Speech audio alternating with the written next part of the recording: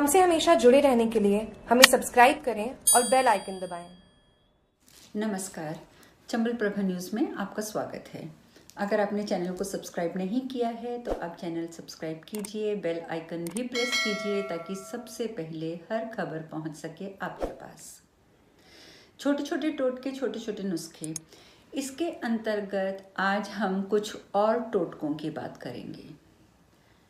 एक बात मैं पहले आप लोगों से स्पष्ट करना चाहती हूँ कि टोटके कार्य करते हैं, अवश्य कार्य करते हैं, परंतु यदि आप सोचें कि कर्म आपके गलत हैं, ठीक है, और आप सिर्फ टोटकों से उसका फायदा ले लेंगे तो ये पॉसिबल नहीं होगा, कभी भी प्रैक्टिकली पॉसिबल नहीं होगा। जब तक आपके कर्म जो हैं वो सत्कर्म नहीं होंगे। कर्म का अर्थ ये नहीं कि कर्म तो दुष्कर्म भी होते हैं और सत्कर्म भी होते हैं। ये नहीं हो सकता कि आप दुष्कर्म करते रहें और आप सोचें कि टोटके कर लेंगे और हमारी समस्याओं का समाधान हो जाएगा, तो ऐसा नहीं होगा। यदि आप चाहते हैं कि ये टोटके आपके जीवन में एक महत्वपूर्ण भूमिका निभाएं, यदि आप चाहते हैं कि इन टोटकों का आपको संपूर्ण फल प्राप्त हो सके, तो आपको अपने कर्मों पर विशेष ध्यान देना होगा। देखिए, पिछले जन्म में हम क्या करके आए हैं वो हम नहीं जानते हैं, ठीक है, लेकिन उन्हीं पिछले जन्म के कर्मों का इम्पैक्ट ही हम पर आज पड़ रहा है, जिसकी वजह से हम कुछ समस्याओं में उलझ जाते हैं। तो ये टोटके जो हैं उन समस्याओं से निकलने का एक जरिया अवश्य बनते हैं, परंतु वो तभी बन पाते हैं जब प्रीवियस लाइफ के जो पिछले जन्म के कर्म हैं उनको आप काट लेते हैं। काटने के तरीके दो होते हैं, या तो जो कुछ आपको उनके फल के स्वरूप में मिल रहा है उसे आप सहर्ष स्वीकार करके भुगतते जाएं, या उनको जल्दी निपटाने का तरीका ये होता है कि आप उन कर्मों के द्वारा आने वाले फलों को सहर्ष स्वीकार भी करें, परंतु साथ साथ अपने कर्मों को आप इतना उत्तम बना लें, इतना उच्च कोटि का बना लें कि आपके प्रीवियस कर्म जल्दी से निपट जाएं। और जैसे ही जल्दी से निपटेंगे फिर आप छोटे छोटे टोटके भी करेंगे ना, तो आपको लाइफ में सफलता मिलने लग जाएगी। तो जब तक आप इस चीज़ को समझेंगे नहीं तब तक टोटके असर आपके ऊपर नहीं करेंगे, ये चीज़ कन्फर्म है। सो मेक श्योर कि आपके कर्म जो हैं वो पूर्ण रूप से शुद्ध होने चाहिए, ऐसे होने चाहिए कि आपकी वजह से किसी की आंख में कभी एक आंसू भी ना आए। यदि आपकी वजह से कोई रोता है तो वो आपका सबसे बड़ा दुष्कर्म है। तो अपने कर्मों पर ध्यान देते हुए आप ये टोटके आजमाएंगे तो आपको अवश्य सफलता प्राप्त होगी। तो आज हम अगले टोटके की बात करते हैं। आज हम बात करेंगे गोमती चक्र की, और इसके साथ ही हम बात करेंगे शनि दोष की। गोमती चक्र को ज्योतिषी में बहुत ही महत्वपूर्ण और बहुत ही आवश्यक वस्तु बताया गया है। आप लोग जानते हैं कि नदियों के, समुद्र के किनारे या बड़ी बड़ी नदियों के किनारे एक पत्थर मिलता है। मैं आपको इस समय पिक्चर नहीं दिखा सकती क्योंकि मेरा पूजा स्थान पर वो पैक्ड है। तो गोमती चक्र आप वैसे आपको मार्केट से भी मिल जाएंगे, किसी बड़े ज्योतिष केंद्र से भी मिल जाएंगे।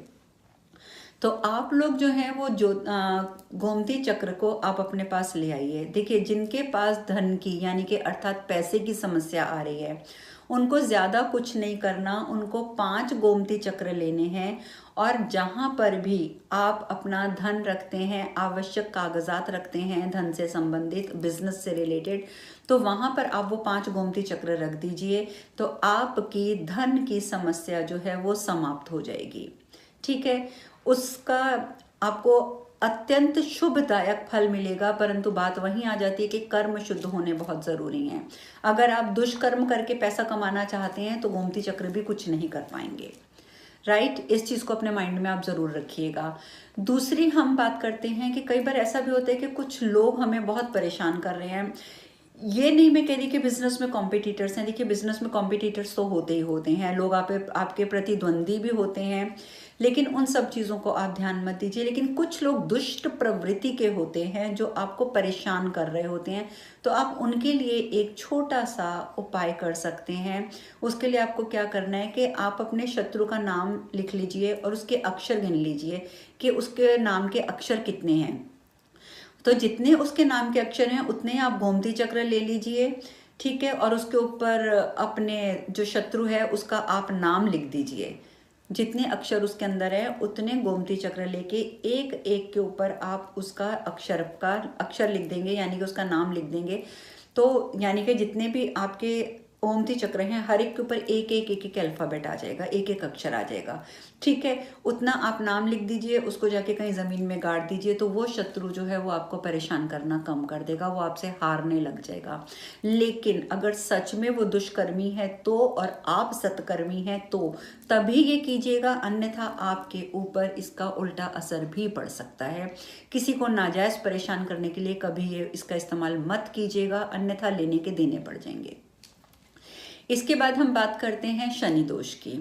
कई बार ऐसा होता है कि हमें कोई कहता है कि आपकी कुंडली में शनि दोष चल रहा है, इसलिए आपको ऐसी प्रॉब्लम्स आ रही हैं, आपकी शनि की दशा चल रही है, इसलिए आपको ऐसी समस्याओं का सामना करना पड़ रहा है। तो उसका जो सबसे आसान उपाय है वो ये है कि आप शनिवार को स्नान करते समय इस उपाय को कर लीजिए। आपने करना क्या है कि शनिवार को आप ब्रह्म मुहूर्त में उठ जाइए। ब्रह्म मुहूर्त आप जानते हैं कि सूर्य उदय होने से 1.5 घंटा पहले ब्रह्म मुहूर्त शुरू हो जाता है और 48 मिनट का ब्रह्म मुहूर्त होता है।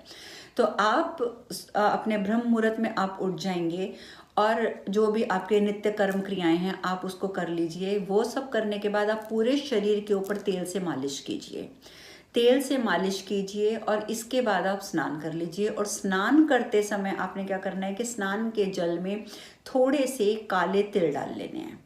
ठीक है, थोड़े से काले तिल डालकर आपने उस जल से स्नान कर लेना है तेल की मालिश करने के बाद। और उसके बाद जैसे ही आप स्नान कर लेते हैं तो उसके तुरंत बाद आप शनि मंदिर में चले जाइए और शनि मंदिर में जाकर तेल का दान कराइए।